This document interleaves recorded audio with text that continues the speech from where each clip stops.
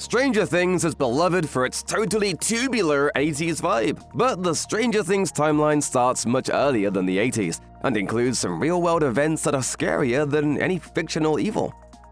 Stranger Things: The First Shadow is a stage play prequel that premiered at the end of 2023. The play primarily follows the character of Henry Creel, who later becomes Vecna, but it kicks off with a reveal concerning how all these fantastical events begin. In 1943, the United States government conducted experiments to try to get a leg up on the Axis powers during World War II. One of these tests involves force field technology intended to grant naval ships invisibility. However, when this energy device is tested on the USS Eldridge, it doesn't just disappear but is warped to a hostile parallel reality dubbed Dimension X. That strange alien world is glimpsed at various points throughout the show, and while it has close ties to the Upside Down, they are not the same. Only one man survives the ordeal, the father of Dr. Martin Brenner. His exposure to Dimension X makes genetic changes to his blood, and the experience leaves his son obsessed with the alternate world and its mysteries. In a brief but important flashback, Victor Creel revealed that he was stationed in France in World War II, where he accidentally ordered the shelling of an occupied civilian home. We're told that this is his greatest regret, and later his son Henry, who would grow up to become Vecna, shows him the haunting image of a child's bassinet engulfed in flames. Could Victor's wartime memory be just another example of Vecna's ability to reflect shame and guilt back at his victims? Maybe, as much of the Stranger Things mythology has to do with both shady war practices and children. Plus, Victor's wife gets pregnant with Henry soon after he returns from the war. Could all of this be related to the origins of Vecna's powers? Inspired by his father's harrowing experience in Dimension X, Martin Brenner grew up and pursued a career researching similar paranormal phenomena.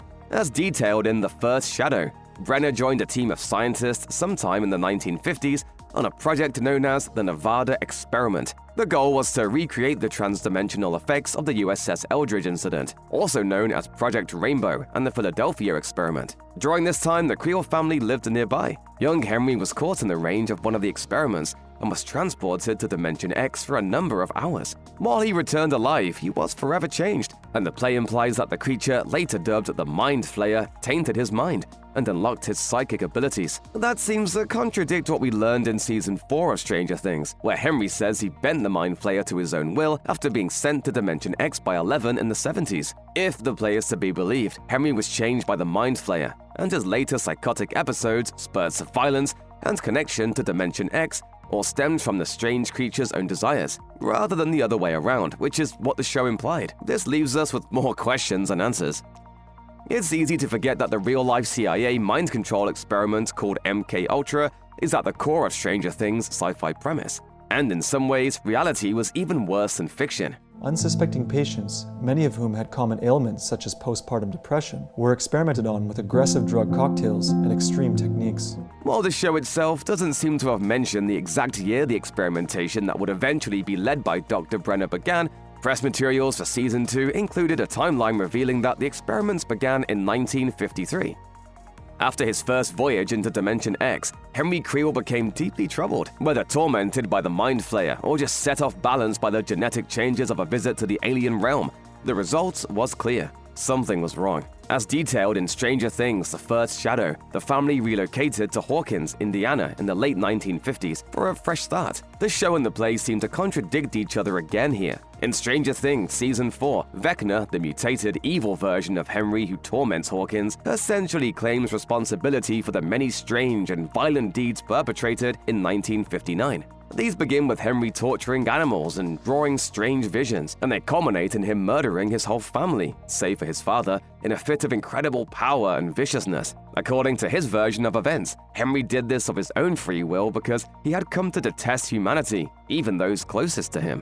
In The First Shadow, however, it is shown that the Mind Flayer pushed Henry to commit these grave acts. The Dark Being's influence on Henry's mind led him to periods of disassociation and brutality. But the play portrays these as being anomalies. Henry even befriends a girl named Patty in Hawkins around that time, showing that he wasn't as bad as a child as he later claims. The easiest way to justify these two versions of the story with one another is to assume that the Mind Flayer's influence on Henry over the course of many years twisted his mind and his memories so severely that he eventually came to believe that he was always an agent of evil. As Vecna, Henry takes credit for the bloody things he did under the influence of the Mind Flayer, and he eventually transforms into a self-motivated creature with his own vile agenda.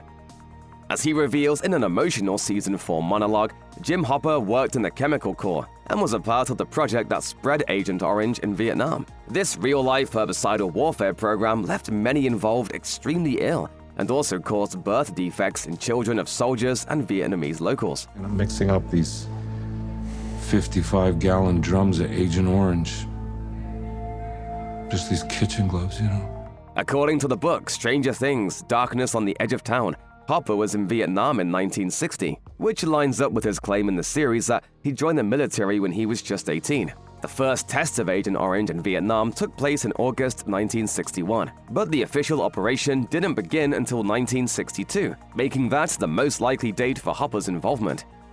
Sometime in 1971, Terry Ives gives birth to a baby named Jane, but is told she miscarried while Jane is secreted away to Hawkins' lab. During her pregnancy, Terry was subject to the MK Ultra experiments, which her sister says involved putting her in sensory deprivation tanks. 12 years later, when Hopper and Joyce Byers visit Terry's home to question her, she still has a child's room set up for baby Jane, now called 11. Coincidentally or not, Hopper and his wife gave birth to a daughter named Sarah during the spring of this same year. This is another detail that's revealed in Stranger Things, Darkness on the Edge of Town, but that hasn't been exactly specified in the show's timeline. Despite Hopper's exposure to Agent Orange, he said Sarah was initially healthy upon her birth. The emotional climax of Stranger Things Season 1 reveals that Hopper's daughter Sarah passed away at a young age after developing cancer. While the show doesn't specify the year, we know Sarah was 7 at the time of her death, meaning this would have happened in 1978. If Sarah and 11 are parallels, this is interesting timing, given that Elle's mother Terry was also fighting to save her life this year. In Season 2, we learn that Terry's current catatonic state happened after Dr. Brenner forced her to undergo torturous treatments for her perceived mental illness, all because Terry brought a gun to Hawkins' lab in an attempt to recover her daughter. Meanwhile, Elle's childhood friend and fellow test subject Callie, aka 8, escaped from Hawkins' lab this year, which is good because some pretty insane stuff went down in 1979. To control Henry in his captivity, Dr. Brenner implanted a device that kept his powers muted. As the team at Hawkins' lab continued to experiment on him and the other psychic children created through Brenner's tests, whatever remained of Henry's innocence and humanity was eroded away. By 1979, he had grown to hate everyone involved in the project and humanity as a whole. After befriending 11, Henry tricked her into helping him remove the blocker that had been implanted in him. Free of the control, Henry went on a bloody rampage that was only stopped when 11 managed to open a portal to Dimension X and send Henry through it. In the process, Henry was physically transformed, and his mind was twisted even further. While 11 remained in captivity, Henry explored Dimension X and began to commune more deeply with the Mind Flayer and the other creatures found there. This slowly changed him completely into the creature known as Vecna. All I needed was someone to open the door. After 11 showed the full display of her powers and vanquished Vecna to Dimension X, Dr. Brenner took renewed interest in her unique talents. He began a regimen of focused training for her psychic abilities, often involving sensory deprivation techniques similar to the ones he employed with Henry years before. The primary purpose of this work was to produce tools for the US government to deploy against the Soviet Union. Through training, 11 managed to learn a form of mental projection. Under Brenner's instruction, she used this to eavesdrop on Russian operatives, but one such mission led her to encounter the Demogorgon, a predator from Dimension X. The exact details of how this happened are unclear, but we know that psychic abilities originate from Dimension X, so it's likely that 11's powers are always linked to the creatures living there. After the encounter with the Demogorgon, Brenner once again became fascinated by the potential of Dimension X. On the fateful night of November 6, 1983, Dr. Brenner leads 11 through another projection escapade, this time explicitly intended to find and contact the Demogorgon. What the Doctor doesn't anticipate was that 11 finding the creature would also lead to her creating another portal between the worlds. The Demogorgon breaks through the dimensional barrier with the assistance of 11's powers and begins massacring the scientists. In the commotion, Eleven manages to get away, sneaking out of the facility and wandering hungrily until she's found the next morning by some concerned citizens. As she makes her getaway, Will Byers, riding home at night on his bike from a D&D session with his friends, is pursued by the escaped Demogorgon. Will tries his best to hide from the creature, but it eventually finds him, dragging him to a twisted inversion of Hawkins created in between Earth and Dimension X, a realm later dubbed the Upside Down.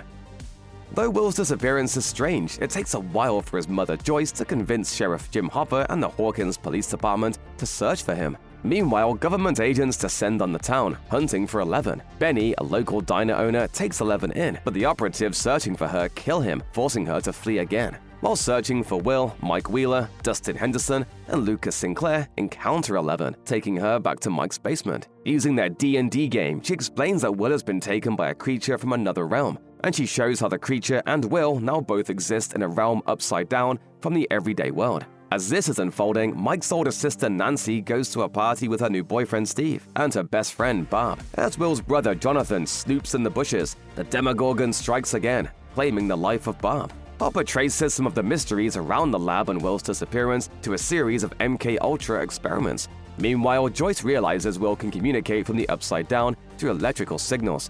While she receives evidence that he's alive, a body is found that night, drowned in the quarry, and Will is declared dead.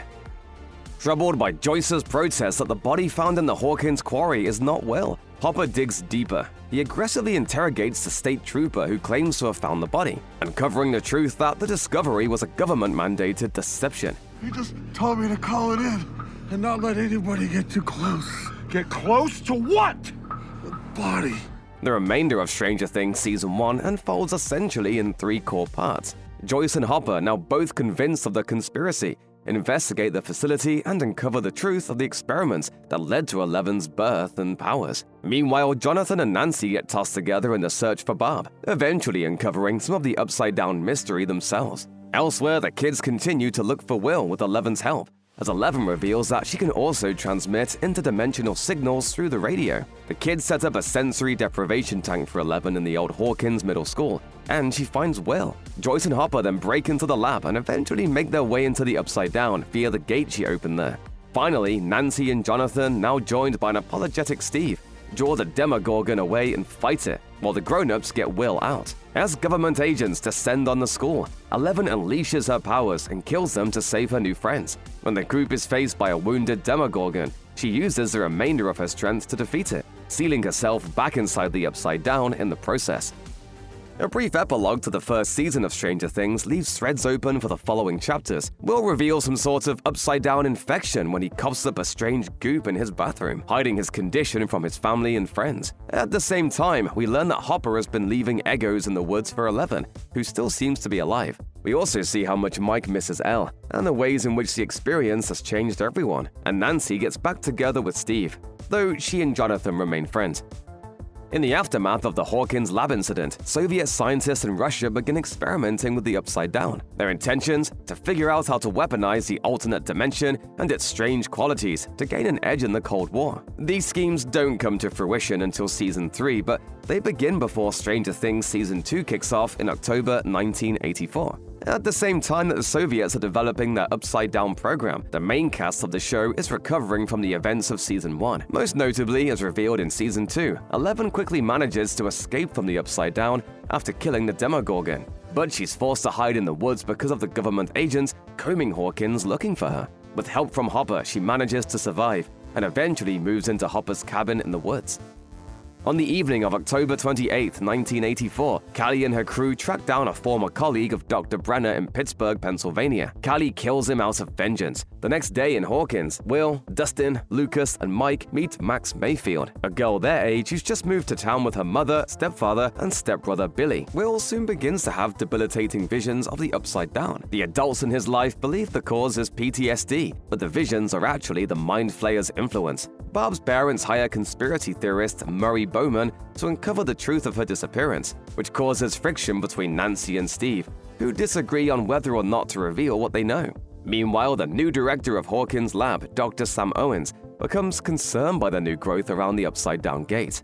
As Halloween approaches, a strange plague seems to spread across the countryside, spoiling pumpkin fields. The gang goes trick-or-treating, and Dustin discovers a tiny upside-down creature outside his house, which he takes in.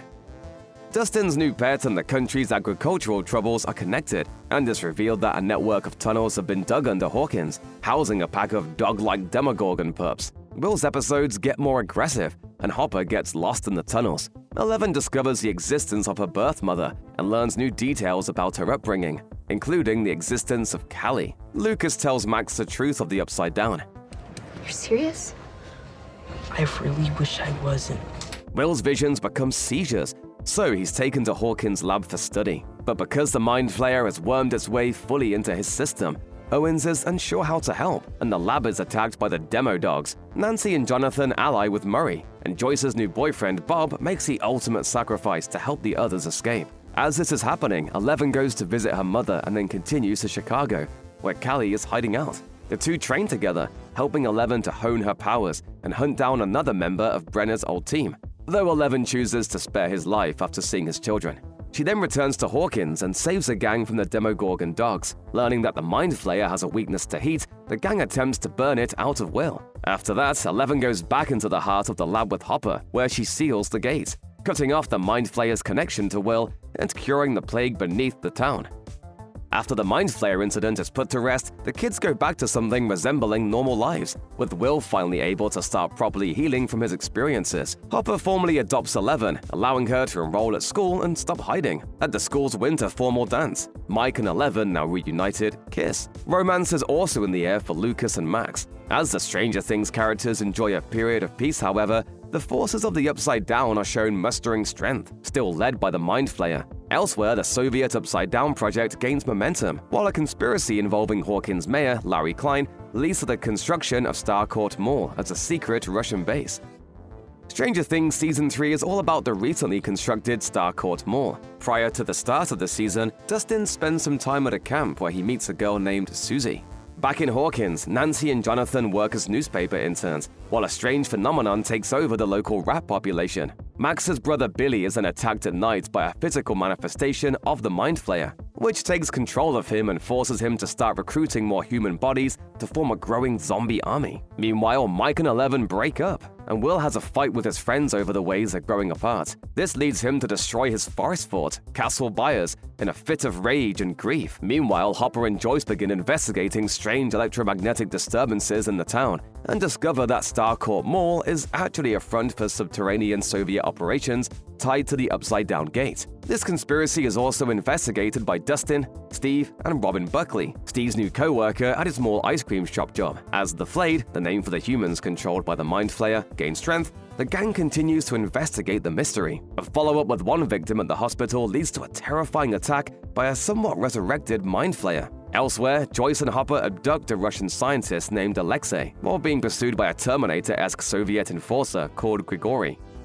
Robin and Steve are captured by the Soviets after infiltrating the Russian base beneath Starcourt with Dustin and Lucas's little sister, Erica. At the Hawkins 4th of July celebration, Hopper and the others try to save the kids from the Russians, leading to a showdown between Hopper and the Soviet agents. The Mind Flayer, now near full strength, ventures to the mall in an attempt to pry open the gate to the Upside Down once again. In the climax of the Stranger Things Season 3 finale, Billy breaks free of the Mind Flayer's control long enough to sacrifice himself and protect the younger kids. 11, weakened through her battles with the Mind Flayer and the Soviets, struggles to fight back against the monster. Elsewhere, Hopper kills Grigory and Joyce closes the Upside Down portal. However, Hopper vanishes and is presumed to be dead. In reality, he makes it through the portal while it's still open, only to be caught by Russians on the other side and imprisoned. As the mall explodes, the Mind Flayer is defeated once again, but 11 still struggles to regain her powers. In the aftermath of Stranger Things Season 3, there are some big changes from the main characters. The Byers family moves to California and takes 11 with them, but she and Mike stay together. The long-distance thing is trickier for Nancy and Jonathan, though they keep at it. Across the pond, Hopper is subjected to brutal conditions in a prison camp, where his Russian captors have a captive Demogorgon that they regularly use to torment the prisoners. Meanwhile, Mike, Dustin, and Lucas start high school in Hawkins, with the former two joining a new D&D game led by an older teen and social pariah named Eddie Munson. Max, however, is haunted by PTSD from Billy's death and everything else that happened during Season 3, and she eventually breaks up with Lucas, who joins a basketball team. A new threat from Dimension X emerges in the form of Vecna, the twisted final form of Henry Creel. Using his powerful psychic powers, Vecna begins to reach out and mentally torment individuals in Hawkins, starting with cheerleader Chrissy Cunningham. Less than a week after the beginning of her visions on March 16th, Chrissy is killed by Vecna. Unfortunately for Eddie Munson, he's in the wrong place at the wrong time and is presumed to have murdered her, with the local suspicion fueled by a growing satanic panic in Hawkins. In a separate development, Joyce and Murray learn of Hopper's survival and hatch a plan to venture to Russia and save him with the help of a paid-off Russian pilot named Dmitri. Mike, in the meantime, flies to California for spring break to visit Eleven, who's struggling with bullying and the continued absence of her powers. All the while, Vecna continues to hunt in Hawkins, eventually setting his sights on Max. It is time, Max. Time for you to join me.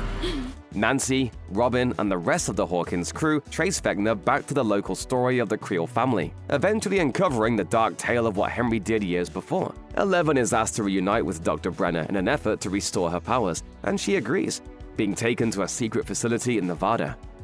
Eleven discovers the truth about Vecna's identity through new sensory deprivation work with Brenner in Nevada, all while Mike, Will, Jonathan, and Jonathan's new friend Argyle try to track her down. While all that's happening, Joyce and Murray manage to infiltrate the Soviet prison and save Hopper. But when they discover more upside-down creatures being studied at the facility, they turn back to destroy the remaining samples.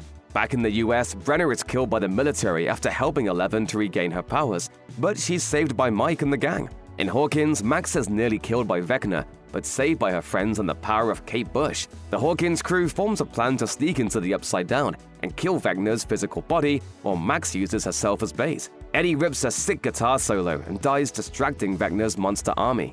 Max also briefly dies, but Eleven brings her back, though Max remains in a coma. The plan to kill Vecna weakens him severely, but it doesn't finish the job. The rest of the gang gets out of the Upside Down safely though, but Vecna also manages to rip open several more holes between the realms, causing a massive earthquake in Hawkins that decimates the town and leaves many dead or wounded. A couple days later, all of the surviving main characters reunite in Hawkins, including Eleven and Hopper. New tendrils of Dimension X energy seep into the now eviscerated Hawkins, confirming that Vecna's work has only just begun. Everything is building towards the big finale in Stranger Things Season 5, which is expected to premiere on Netflix by late 2025. New cast members in Season 5 include Linda Hamilton in a currently undisclosed role, with Amy Beth McNulty being promoted to a series regular after guest starring as Vicky in Season 4. According to Netflix, Season 5 will take place in the fall of 1987. So will any of the characters survive to see 1988? Only time will tell. We have to kill him. And we will.